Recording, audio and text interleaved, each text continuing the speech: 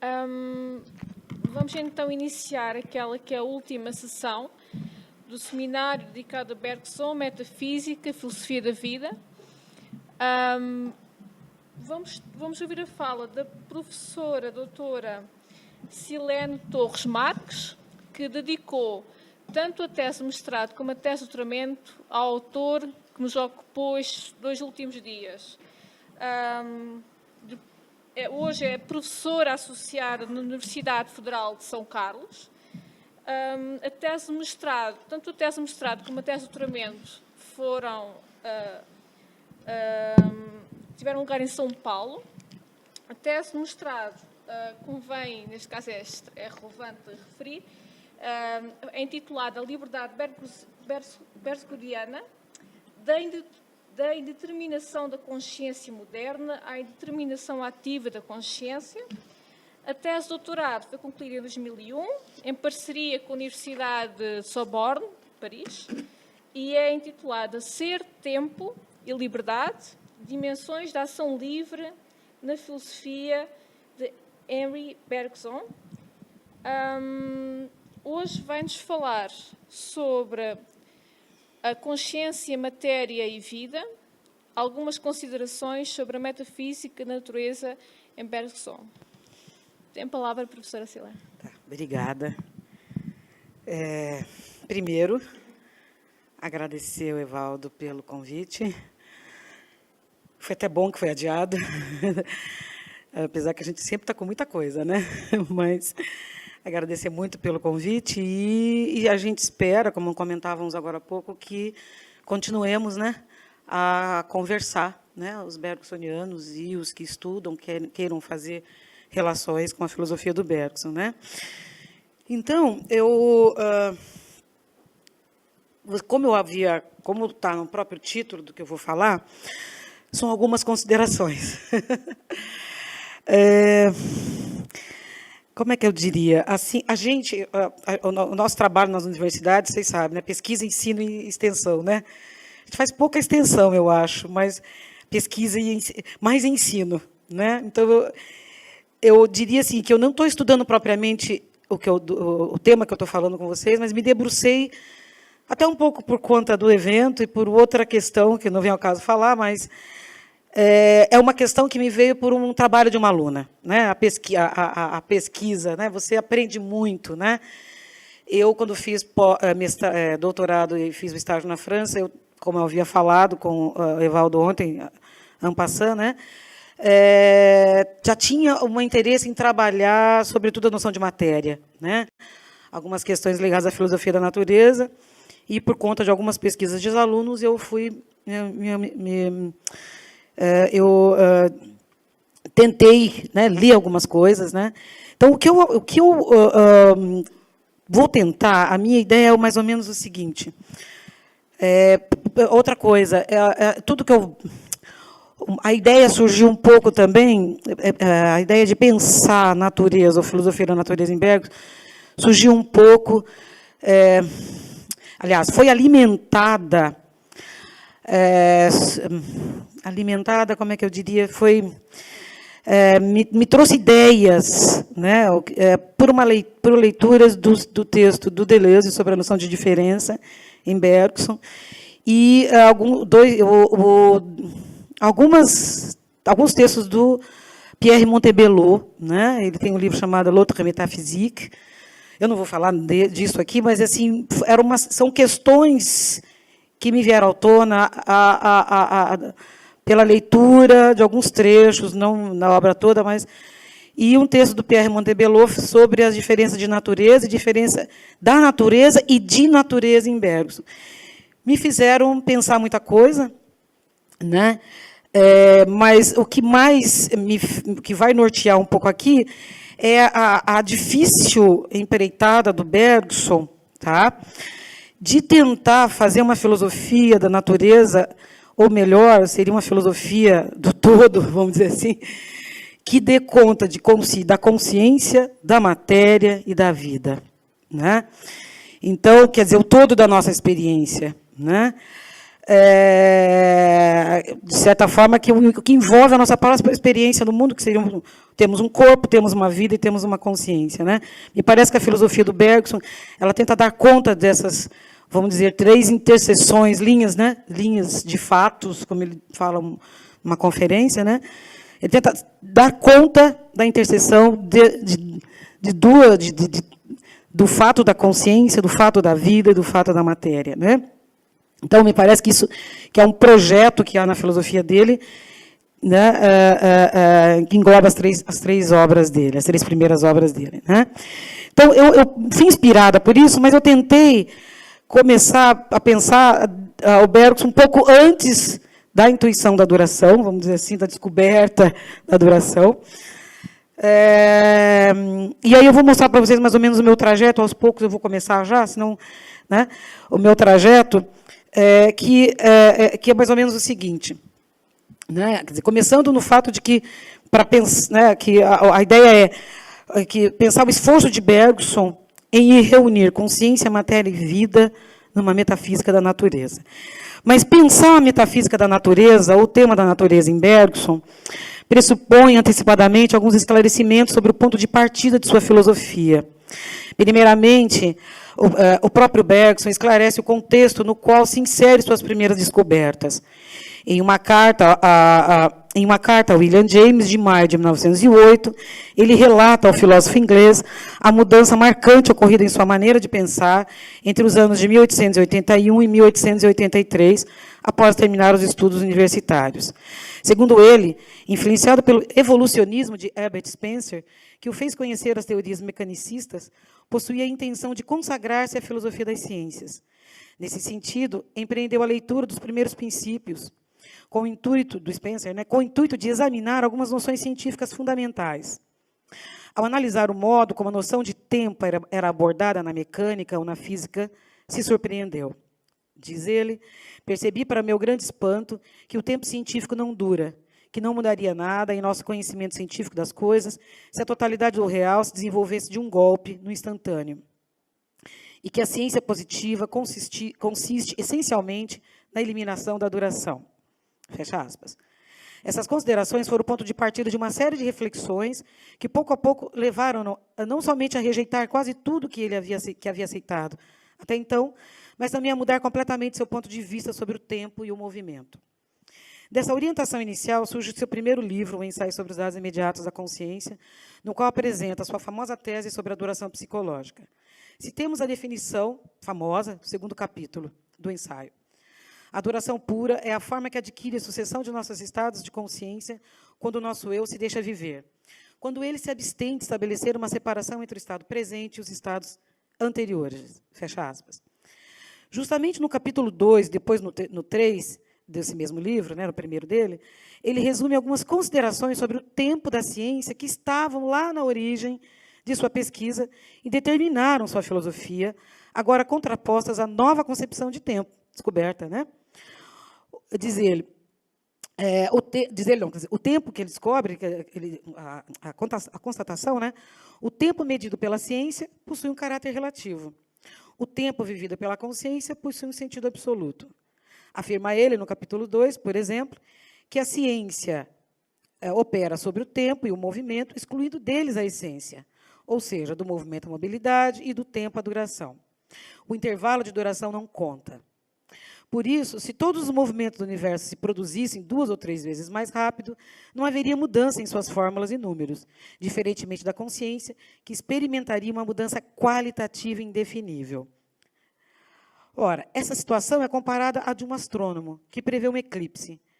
Ele abre aspas, ele reduz infinitamente os intervalos de duração, os quais não contam para a ciência, e percebe, assim, em um tempo muito curto, alguns segundos, no máximo, uma sucessão de simultaneidades que ocupará vários séculos para a consciência concreta, obrigada a viver seus intervalos. A consciência, portanto, vive a duração, que é o próprio intervalo, que não interessa a ciência. Na época, ele diz, não interessa a ciência, mas interessa a psicologia. A consciência, portanto, né, não percebe o tempo como uma soma de unidades de duração, e não faz sua medição. No entanto, um sentimento por ela experimentado, que durasse 2 vezes menos dias, por exemplo, não seria para ela o mesmo sentimento. Faltaria a esse estado de consciência uma multidão de impressões que vieram enriquecê-lo e modificar-lhe a natureza. Uma citação aqui do finalzinho, né? Bergson reitera em vários momentos desses capítulos, 2 e o 3, o fato de que os estados de consciência duram. Por isso, são progressos e não coisas, e que sua essência é mudar incessantemente.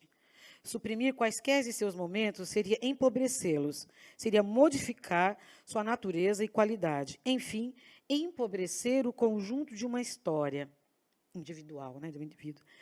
Assim, a duração da consciência, apresentada em seu primeiro livro, implica a sucessão contínua de estados de consciência que se penetram. Mas essa sucessão é, na verdade, uma organização dinâmica qualitativa que liga passado e presente. E esses estados são estados heterogêneos. Há diferença entre eles, né? E, no entanto, se penetram por serem solidários. Trata-se de uma multiplicidade de termos, elementos diferentes e que se desenvolvem numa continuidade indivisível, unidade. Eu estou trabalhando um pouco a ideia de multiplicidade e unidade, né? Ora, aqui eu vou fazer uma proposta, a proposta mesmo que começa aqui, né? Essa concepção da duração determinou a filosofia de Bergson e, desde o início, fez com que ele a considerasse uma alternativa ao evolucionismo spenceriano. A evolução criadora é o resultado desse projeto. E também o ápice da obra de Bergson, se a gente considerarmos só os 3 primeiros livros, dentro do que espero que consiga mostrar aqui o que eu... Né, consciência, matéria e vida, né, nesse sentido, e na perspectiva da filosofia da natureza.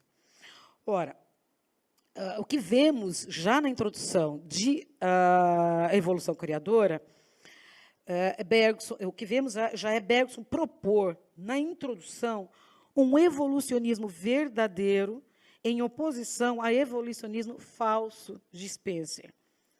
Por outro lado, também na introdução, ele afirma, anuncia, né, que fará uma aplicação à vida em geral da intuição da duração, a partir da qual seu primeiro livro, O Ensaio, havia pensado a vida consciente. Então, portanto, já é uma... Né, segundo, a pensar a vida em geral, a partir das concepções já trazidas da consideração da vida consciente. Ora, como nós sabemos, né, o pessoal que estuda Bergson, né, há uma relação estreita entre esses 2 livros de Bergson, né, O Ensaio e a Evolução Criadora. Né, mas não há passagem direta de um livro a outro, né, porque senão a gente estaria esquecendo de todo aquilo que o Bergson fala na Pensamento Movente, que o método dele foi feito de toques e retoques, né, ele sempre pensava muito bem, não há uma passagem sempre, né, direta de um livro ao outro, e ele é sempre pensando sobre espécies duraciones, mas sempre pensando cada novo problema, né? Para cada novo problema ele se debruçava totalmente, tentando buscar soluções novas, né? Então não há passagem, mas... Ora, no percurso que vai do ensaio à evolução criadora, há, sobretudo, a elaboração de um método que evolução criadora vai justificar e procurar realizar. Esse método é esboçado no último capítulo de Matéria e Memória. Né? Ora, o que eu quero fazer, assim, eu quero, antes de certa forma, eu vou fazer 2 momentos. O momento em que... Então, isso que eu coloquei aqui, né, quer dizer, o momento em que ele fala que, de um evolucionismo verdadeiro e de um evolucionismo falso, e o momento em que ele estende à vida as concepções vindas do ensaio. Isso, mas um pouquinho só antes disso, eu vou falar um pouco do que ocorre nesse ínterim, para mostrar, quer dizer, não há uma passagem direta, mas eu acredito, então, por isso acreditamos ser preciso salientar 2 pontos, que podem ter outros, mas que eu coloco como importantes para, né, 2 pontos que contribuíram para a tese que será defendida em Evolução Criadora, ou seja, para a tese do evolucionismo verdadeiro, sobretudo. Né? Primeiramente, eu vou começar, quer dizer, só para dizer, assim, como eu falei, que são considerações, né, coisa muita coisa eu não desenvolvi, mas nesse primeiro momento, né, sobretudo porque nesse ínterim, como eu dizia, né, acontece o livro Matéria e Memória, né? O que eu acho, quer dizer, como ponte para, né, a evolução criadora, muito rapidamente, né, é dizer que eu não estou ignorando a obra, né, sobretudo por quê? O que eu acho fundamental, no primeiro momento, que acontece em Matéria e Memória, né?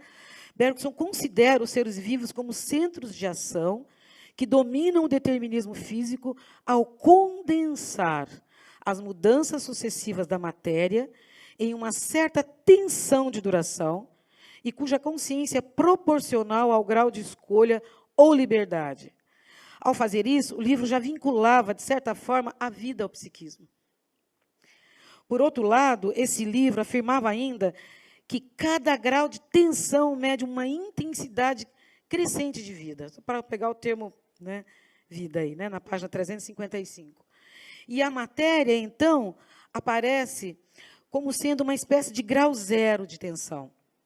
Ela repete o passado, desenvolve uma série de momentos que se equivalem. A diferença é que o ser vivo consciente cria a cada momento algo de absolutamente novo. Se eu não me engano, a primeira vez que aparece a palavra criação também é no finalzinho de Matéria e Memória, nesse momento. Eu vou falar um pouco depois sobre um pouco sobre a matéria no final, né? Mas, a princípio, sobretudo com relação à noção de vida, eu acho que essas duas passagens, para mim, são ilustrativas, né? Ora, esse é um primeiro ponto. Um outro ponto que eu acho bastante interessante a considerar nesse percurso é a constatação, por Bergson, de uma nova situação na história das ciências, juntamente com a possibilidade da elaboração de uma nova metafísica. Tá? Ora, numa comunicação à Sociedade Francesa de Filosofia de 1901, intitulada O Paralelismo Psicofísico e a Metafísica Positiva, né, a gente falava em metafísica positiva, Bergson exalta o surgimento de novas ciências que teriam constituído, tendo por base uma experiência muito mais vasta, que a experiência do tempo de Descartes, por exemplo. Achava que era essa que você estava falando, da qual você estava falando agora há pouco. São ciências que surgiram da renúncia a uma matemática universal e que, por isso mesmo, observam e experimentam sem a intenção de chegar a uma fórmula matemática. Entre aspas, uma ciência mais flexível, instituída por uma experiência mais vasta e disposta a admitir nos fenômenos da natureza uma complexidade de organização dificilmente redutível ao mecanicismo matemático. Fecha aspas. Segundo Bergson, da aliança entre metafísica e matemática resultou a forma rígida das realidades metafísicas no tempo de Descartes. E a experiência se tornou relativa frente a um absoluto, a ela transcendente. A aliança entre a metafísica e as novas ciências, ele cita a biológicas, psicológicas e sociológicas, mas a gente sabe que a biologia que foi mais importante, né? Mas a aliança nova a qual Bergson se refere, nos faria entrar em contato, então, com uma experiência mais vasta. Nos daria acesso a diferentes planos de experiência. A partir desses planos, poderíamos realizar o esforço, que ele sempre tanto fala, né? Uma dilatação intelectual, para alcançarmos planos de consciência mais ou menos profundos. Bergson fala de uma metafísica positiva que, se modelando ou remodelando aos fatos, encontraria conceitos fluidos como a própria realidade. Seria uma metafísica saturada da experiência. Também está, num outro momento, nessa comunicação. É dentro dessa condição, notemos, que a metafísica será uma metafísica do todo, abarcando a totalidade do real. Então, nessa perspectiva que eu estou pensando, né?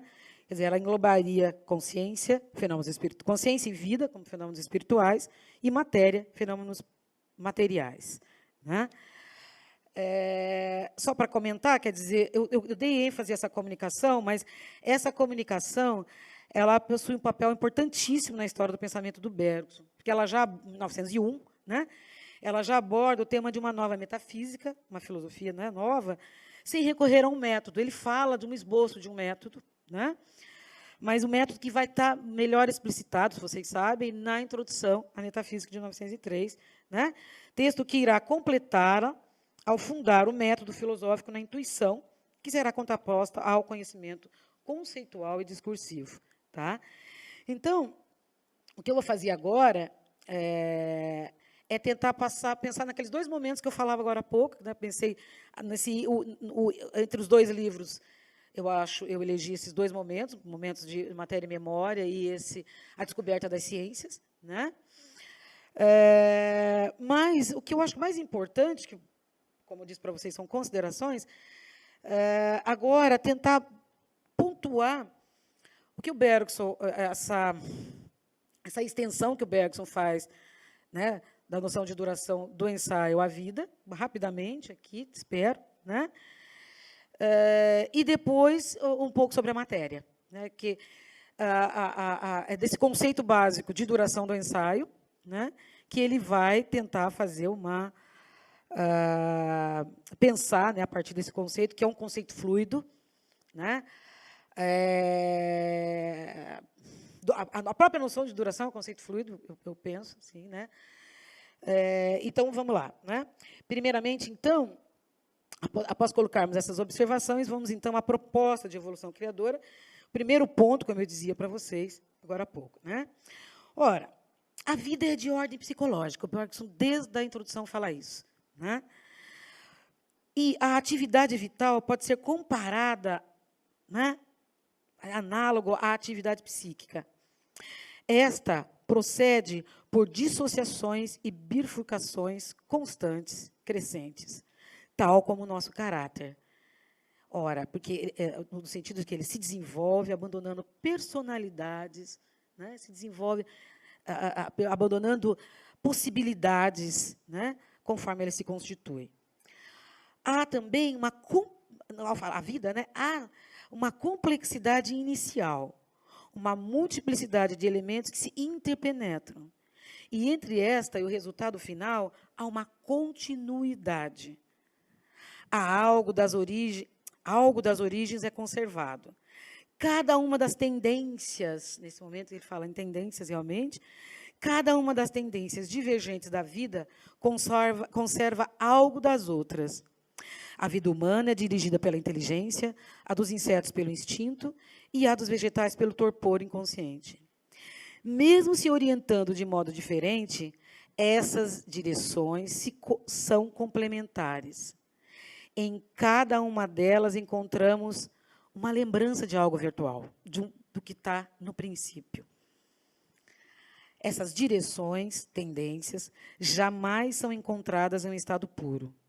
Tanto na vida como na consciência, vemos a ocorrência não do resultado de uma associação, mas de uma dissociação.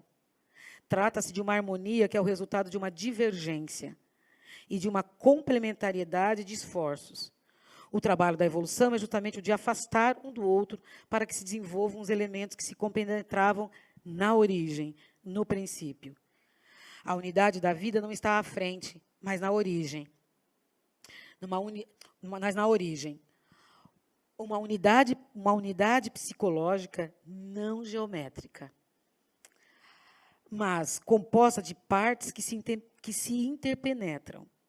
Uma citação do Bergson, um pouco longa, né?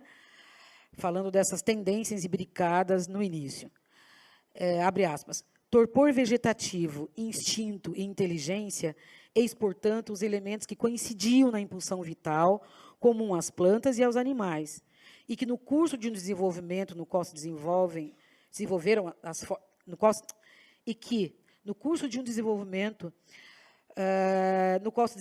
as formas mais imprevisíveis, se dissociaram pelo único fato de seu crescimento.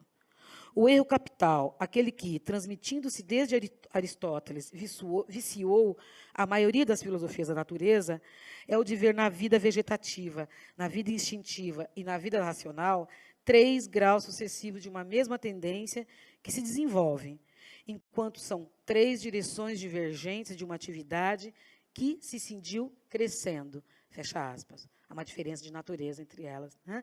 Então, há 3 tendências que são imbricadas num virtual imenso, repletos de vias possíveis, que deram a origem a esses 3 reinos do mundo organizados. 3 maneiras de a consciência se inscrever na matéria. Ora, então, mais um pouquinho falando disso, quer dizer, Bergson fala aí, então, quer dizer, trata-se, então, de uma corrente de vida, um elan, que atravessou os corpos, por ela organizados, passando de geração em geração, e se dividiu uma infinidade de tendências. Uma corrente de vida, né, análoga, né, à consciência.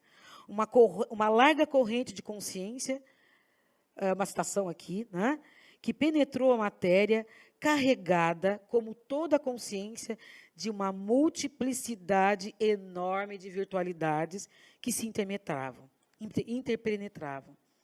Ora, a natureza viva, nessa perspectiva, se assim podemos dizer, natureza viva, no caso aqui natureza, né, é contínua e diferenciada ao mesmo tempo, né? É contínua e diferenciada. É contínua e diferenciada ao mesmo tempo. Né?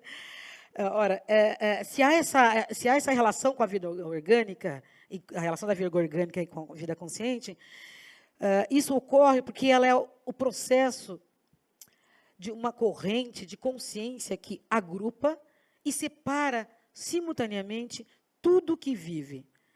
Ora, mas o mais importante é que o Bergson, a todo momento do livro, segundo capítulo, né, nos mostra que a continuidade da natureza como movimento jamais é rompida. É continuidade e diferenciação, continuidade e diferenciação. Né?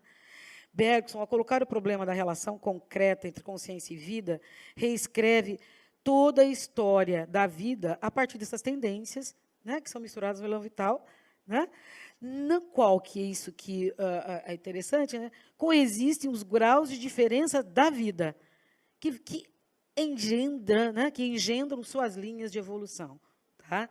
Então, resumidamente, são considerações, né, é mais ou menos que eu colocaria o que ele faz aí nesse momento que compara, né, a vida, o movimento vital como consciência. Né? Ora, indo por outro momento lá que eu comentava, que é o momento do evolucionismo verdadeiro, né, contraposto ao evolucionismo do Spencer, aqui, então, tem 2 momentos, né, 2 não, mas vamos resumir. Eu não vou até o Spencer, né, porque o Bergson, como eu falava, de certa forma, a gente pensa que é um projeto do Bergson, a descoberta da duração já foi já foi uma alternativa a um evolucionismo verdadeiro. Se a gente pensa que cada obra, né, foi trazendo uma contribuição, né, o resultado disso vai estar em Evolução Criadora e vai estar, ou seja, eu diria que um pouco está no 3º capítulo de Evolução Criadora e um pouco no 4º. Né? Explicitamente, ele trata do Spencer no 4º, bem no finalzinho, depois do Kant. Né? Bem interessante. Eu não vou tratar disso, até comecei a ler, mas não dava tempo, é muita coisa. Né? Eu vou tratar mais, que eu acho que até mais pontualmente, no que ele fala do Spencer, na introdução. Como ele caracteriza ali, o que para ele o Spencer não faz. Né? E aí, ao dizer isso, ele já mostra o que vai ser o projeto dele no 3º capítulo de Evolução Criadora, que eu acho é difícil, mas é o que está ali esboçado na introdução. Né? Então, Bergson, na introdução à Evolução Criadora, falando do evolucionismo verdadeiro, né, situando esse momento, Bergson afirma que é preciso a colaboração entre teoria do conhecimento e a teoria da vida. Ou melhor, ele afirma que uma teoria da vida deve ser acompanhada de uma crítica do conhecimento. Só para fazer uma parêntese de novo, o problema é o problema da inteligência. Não falei muito, teria mais coisas para falar, como eu falava, são considerações. Né? Então, ele afirma que uma teoria da vida deve ser acompanhada de uma crítica do conhecimento, ou seja, uma investigação que questionaria os quadros, os conceitos, né, pré-existentes que o entendimento colocaria à sua disposição. E, de outro lado, uma teoria do conhecimento que deveria poder recolocar e inserir a inteligência na evolução geral da vida. Né? Ora, ao fazer isso, quer dizer, isso seria necessário para podermos compreender como os quadros do conhecimento se constituíram e como, a partir daí, poderíamos ultrapassá-los, alargá-los e ultrapassá-los. Ora, juntas, abre aspas, né, elas nos fariam assistir à formação da inteligência e, junto à gênese desta matéria, da qual nossa inteligência desenha a configuração geral. Fecha aspas. Isso aqui é o projeto do 3º capítulo de Evolução Criadora. Tá? Ora, segundo Bergson, as duas ciências, a teoria do conhecimento e a teoria da vida, né, iriam até a própria raiz da natureza e do espírito.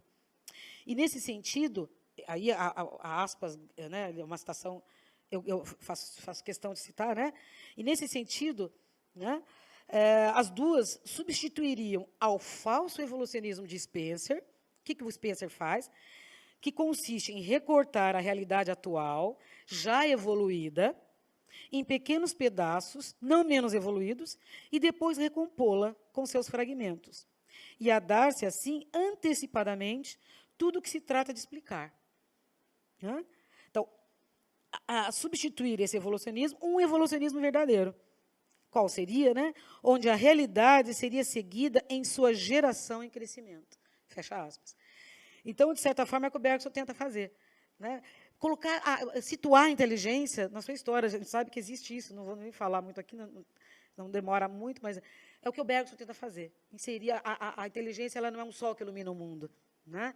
Então, é preciso situar, fazer uma gênese da inteligência. Né? Ora, rapidamente, o que ocorre? Né? Então, nesse 3º capítulo, né? Que também é um passo decisivo do Bergson para a restauração da metafísica. Né? Como ele já anuncia na introdução, né, é o fato de que a inteligência pode atingir um absoluto também, né, na introdução da evolução criadora. Né? Ora, nesse seu 3º livro, Bergson propõe, né, investigar a dualidade metafísica entre inteligência e matéria através de sua gênese conjunta. Haja vista o acordo entre ambas em nosso conhecimento. De um lado, a inteligência desenha a forma geral de nossa ação sobre a matéria. Fecha aspas. De outro, o detalhe da matéria segue as exigências de nossa ação. Fecha aspas. O objetivo de Bergson é colocar em questão a validade ilimitada do nosso conhecimento intelectual e mostrar que é possível ultrapassar seus quadros. Ou, mais precisamente, mostrar que a inteligência tem sua origem em uma realidade mais vasta, como eu falava agora há pouco, né, e mais alta. E que revelar seu parentesco com a matéria e traçar a gênese do conhecimento intelectual a partir dele, significa, sobretudo, mostrar que o conhecimento intelectual é limitado, mas não relativo. Tá? Então, aqui é um recado ao Kant também, né, no 4º capítulo de Evolução Criadora, antes de falar do Spencer, é o Kant. Ele faz uma história da filosofia, né, a partir dele, da duração. Né? Bergson refere-se aí à vida e à matéria como duas realidades criadas a partir de dois movimentos originais, a espiritualidade e a materialidade, respectivamente. Movimentos de direção oposta, ou seja, o segundo, o movimento de extensão e queda, é uma interrupção do primeiro, essencialmente vital e criador. Né? A esta dualidade correspondem duas intuições, uma relativa à duração e à vida, outra relativa à matéria e à inteligência. Então, o mais importante aqui, estou resumindo bastante, né? Ao propor essa gênese simultânea da matéria e da forma de nosso conhecimento intelectual, Bergson mostra o acordo profundo entre ambos, ou seja, entre a natureza das coisas e o nosso conhecimento. Haveria um engendrar-se mútuo, por adaptação recíproca. A inteligência, abre aspas, né, se modelando sobre a corporeidade e a corporeidade sobre a inteligência, fecha aspas. O essencial, como eu estou colocando, né, é que a inteligência agora, né, a inteligência propriamente agora poderia atingir o absoluto da matéria. Essa é uma novidade que aparece aqui, ele fala um pouco no 3º capítulo e no 4º capítulo. Né? Então, apenas uma consideração, né, rápida. Né? Ora, já estou terminando. Isso, mas estou terminando já. Né? Ora, o que eu quero colocar, né, nessas considerações é justamente, né, mostrar que há um trajeto na filosofia de Bergson, né, dentro do que eu coloquei a partir do início, né, a partir do qual ele pensa a natureza como um todo. Né. O que está por trás disso é uma nova ontologia, claro, né, a noção de duração, né, a partir da noção de duração.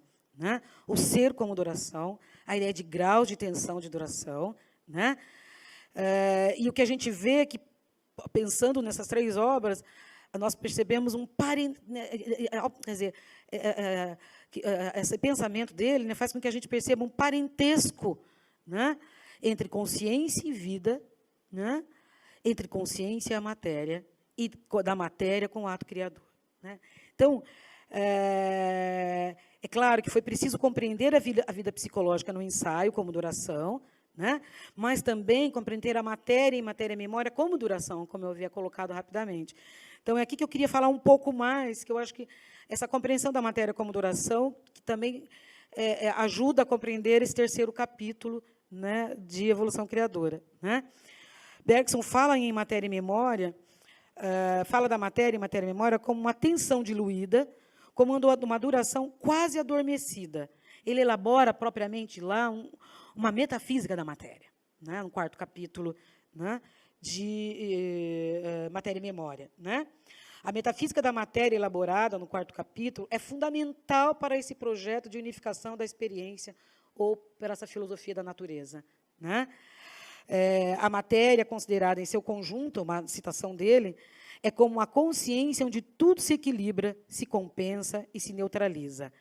É claro, né, que toda essa análise, como a gente lembrava ontem, né, é inspirada numa tendência científica da época, né, o eletromagnetismo, mais precisamente nas teorias dos físicos Thomson e Faraday. Né, e ele tem uma citação lá, eu não tive tempo de pegar mais precisamente, mas ele diz lá, a materialidade do átomo se dissolve cada vez mais sobre o olhar do físico, citando esses 2 físicos, né, o Faraday e o Thomson. Né. Ora, o físico, claro, que especula sobre a realidade da matéria e a desmaterializa. Há um artigo do Montebello que ele fala matéria e luzes, e também não tive tempo de reler, mas ele fala, foi preciso desmaterializar a matéria para pensar essa metafísica aí, para fazer essa filosofia da natureza. Né. Então, a ciência, então, a teoria científica e consciência, né, coincidiriam aqui, né, nesse momento aí. Né. Ciência e consciência nos mostram um desenvolvimento contínuo na matéria que possui alguma analogia, né, com a continuidade de nossa consciência. Né, página 227. Uma outra citação do Bergson diz, começamos a pressentir que, entre a matéria bruta e o espírito mais capaz de reflexão, há todas as intensidades possíveis de memória, entre fecha aspas, e eu diria de duração. Né? Também uma citação. Ora, para terminar, eu gostaria de ilustrar, eu também, é um texto que eu gosto muito, né, com um comentário, que é o texto da conferência chamada A Intuição Filosófica. Né? Eu gostaria de ilustrar a empreitada de Bergson, esse projeto aí, que eu tentei esboçar. Eu ia fazer 2 comentários, mas eu vou fazer esse da intuição filosófica. Né? Ora, na intuição filosófica, nessa conferência de 1911, num determinado momento, Bergson questiona sobre o que nos impede de pensar, ou seja, especular sobre a consciência e sua própria profundidade e penetrar, investigar, né, o interior da matéria, da vida, da realidade em geral. Né? O que nos impede de fazer essa metafísica? Né? Ele, então, responde que é justamente o problema, porque o que nos impede é porque, justamente, nós fazemos da consciência algo de absolutamente estranho ao resto da natureza. Na página 137 do Pensamento Envolvente. Né? Então, justamente porque nós fazemos da consciência algo estranho ao restante da natureza, que é o que faz com que nós não consigamos fazer essa metafísica da natureza. Ora, é preciso, então, segundo ele, eu estou resumindo, ultrapassar, criticar a concepção da consciência que nos entrega, de um lado, o materialismo, que considera a consciência simplesmente um epifenômeno da matéria, e também o espiritualismo, do espiritualismo transcendente, que pensa a consciência como uma pura transcendência, né? O espírito como uma fortaleza separado, né, do mundo. Ambas as concepções impedem que tenhamos uma experiência da vida e da matéria, eu diria, em nós. Né? Ora, a citação do Bergson, eu termino com essa citação, né? A citação do Bergson, logo na sequência, ele diz, bem convictamente, né? Mas não, né? Uma exclamação. A matéria e a vida que preenche o mundo estão também em nós. As forças que trabalham em todas as coisas, nós as sentimos em nós. Qualquer que seja a essência íntima do que é e do que se faz, nós dela participamos. Fecha aspas, tá? Pensamento envolvente, a intuição filosófica. Aqui eu termino com considerações, né, mais para... Né, porque eu acho é muito instigante o tema. Né? Obrigada.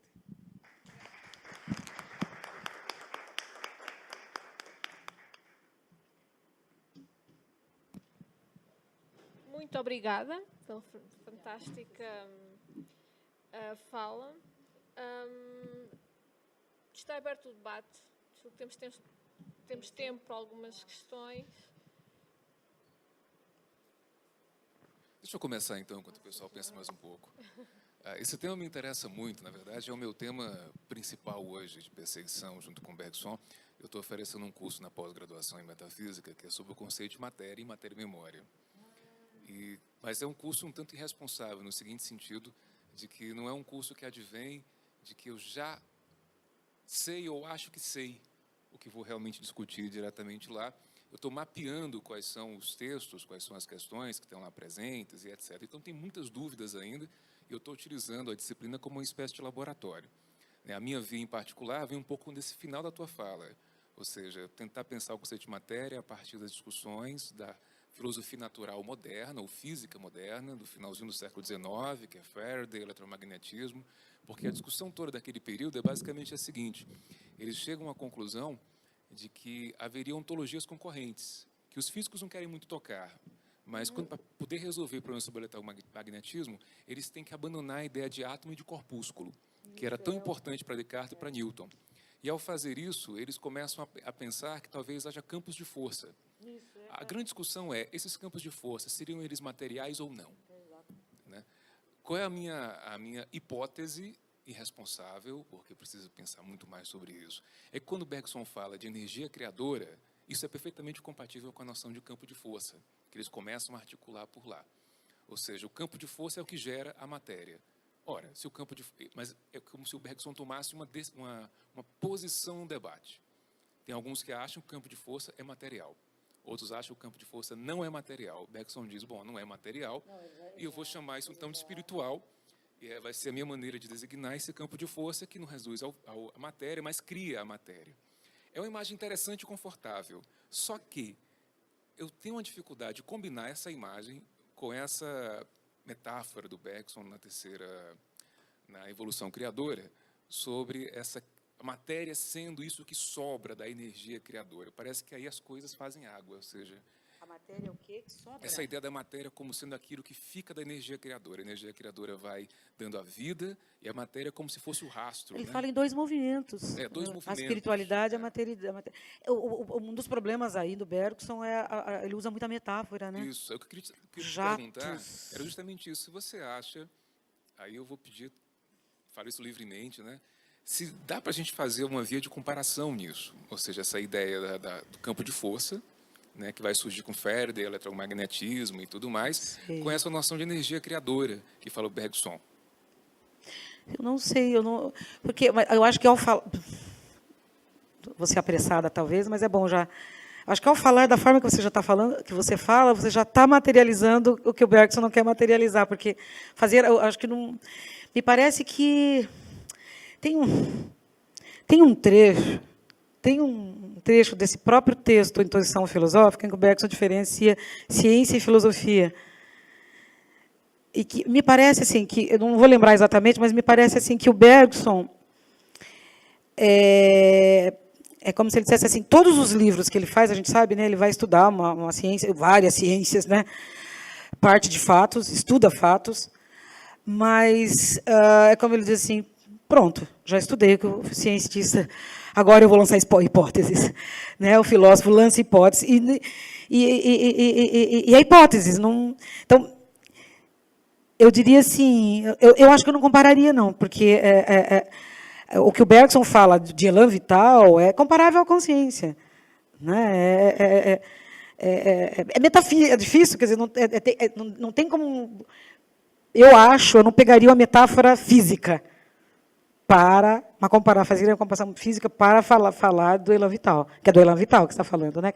Eu não faria, não. Apesar, eu me lembrei agora... Não, mas eu acho assim que não faria... Não. O Bergson, o problema de usar metáforas, mesmo as metáforas dele, a gente dizia, pá, ele usa metáforas, a gente podia, né, pegar um dos sentidos, podia, mas eu acho que a comparação com a consciência e a radicalidade do projeto dele, do próprio do elan vital, e ele diz que é uma imagem, né? Mas eu lembrei de uma coisa agora, né? Mas eu não vou conseguir lembrar. Eu me lembrei, mas não vou conseguir lembrar, olha só. Você sabe que ele fala ele fala posteriormente do elan vital nas duas fontes. Vocês já leram? Nas duas fontes, ele relembra o elan vital e ele diz assim que não há imagem melhor tirada do mundo material. Se eu não me engano, ele faz isso. Eu estou falando tudo isso, mas se eu não me engano... desculpa, porque aí teria a ideia de impulso. Talvez eu esteja me traindo aqui a te responder, percebe? Porque eu me lembrei disso. Porque ele fala... exatamente. Quer dizer, por que ele fala isso? Porque, ao falar de consciência, ao falar de vida, a linguagem não dá conta. E, ao falar lá nas duas fontes, ele retoma justamente ao falar dessa dificuldade. Então, a dificuldade é tanta para falar do elan vital, para falar da duração de da realidade, que, ao mesmo tempo, una e múltipla, né? Que ele diz que, nesse sentido, parece por isso que vai as aspas aí, né? Eu diria, porque... Mas, ao mesmo tempo, vocês entendem, né? Quer dizer, a dificuldade de falar de uma realidade que é a duração, que, ao mesmo tempo... Eu pontuei um pouco aqui a minha fala, naquele comecinho, que eu falei da duração, que... Né, psicológica, que é partes diferentes, uma unidade, né, vários estados que são diferentes, mas que é numa unidade, porque e ao falar da vida, aqui tentei falar isso também, quer dizer, essa unidade, as virtualidades. A dificuldade é essa, pensar a unidade, que ao mesmo tempo eu posso pensá-la como una, porque é uma continuidade, quer dizer, né, apesar da crítica à noção de finalidade que ele faz lá, mas, e, ao mesmo tempo, pensar essas tendências todas divergentes. Mas há aquilo que a gente falava, né? Tendências que se diferenciam, né? Mas que têm algo em comum. Isso é maravilhoso, assim, essa continuidade, diferenciação e continuidade, né? Mas você entendeu o que eu diria que é difícil, que eu não faria essa comparação, apesar de ter esse momento em que ele fala, né, de uma imagem, né, da imagem do elan vital.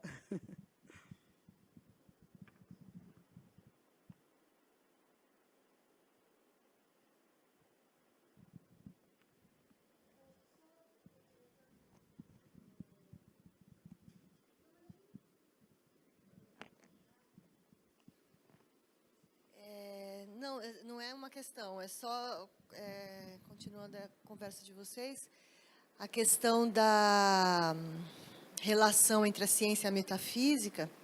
A gente pode pensar essa relação entre um texto, a mesma relação entre o texto e a intuição, o discurso e a intuição, né, porque você estava falando, eu estudo a ciência, depois faço hipóteses. É porque a ciência parece que ajudaria o Bergson a se aproximar da intuição do que seria. A ciência da biologia ajudaria o Bergson a se aproximar da intuição do que seria a vida. Né? Por isso que ele tem essa preocupação de ler todos os fatos referentes à vida. Como se lê um texto de filosofia referente, que se refere ao espírito, ele está lendo os fatos da vida para ajudá-lo a direcioná-lo na direção da intuição da vida. Porque o Bergson não vai dizer que ele vai ter... Porque eu já ouvi essa crítica sobre a evolução criadora, né? No sentido, mas como é que ele está intuindo a vida? Um monte de texto lá sobre a intuição. Não é que ele está intuindo a vida. O que ele intui é a sua duração interna. A partir da sua duração interna, ele pode adentrar outras tensões de duração e pensar. Mas ele tem esse outro recurso, que é justamente o de se aproximar, se dirigir para uma intuição a partir de um texto. E essa conferência Intuição... da biologia, né? Obrigada, Adriana. E essa conferência Intuição Filosófica mostra justamente isso. Né? É importante você ter lembrado isso. Que eu posso utilizar dele.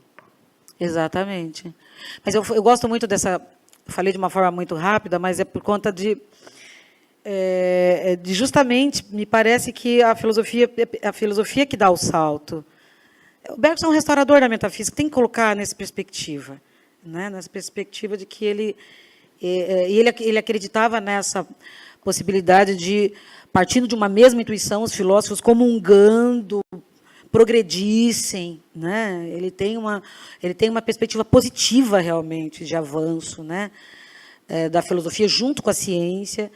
Há toda uma concepção dele lá na introdução, uma nota à introdução à metafísica, sobre a própria diferença, ou não, né, entre filosofia e ciência, que é muito interessante, porque ele diz que, em muitos casos, o cientista é um filósofo. Né? Então, vai nessa linha um pouco. Né? Então, alguns cuidados. Né? Eu tentei fazer algumas considerações, tem muitas questões, mas... os textos, assim, alguns textos são esclarecedores, as conferências, às vezes, nos ajudam, eu gosto dessas, né, porque elas esclarecem alguns pontinhos, né, o Bergson, às vezes, é mais solto, né, um pouco, e que pode precisar alguma questão que está lá num texto, no livro, né, uma obra mais concretizada. Né, mas, obrigada, gente.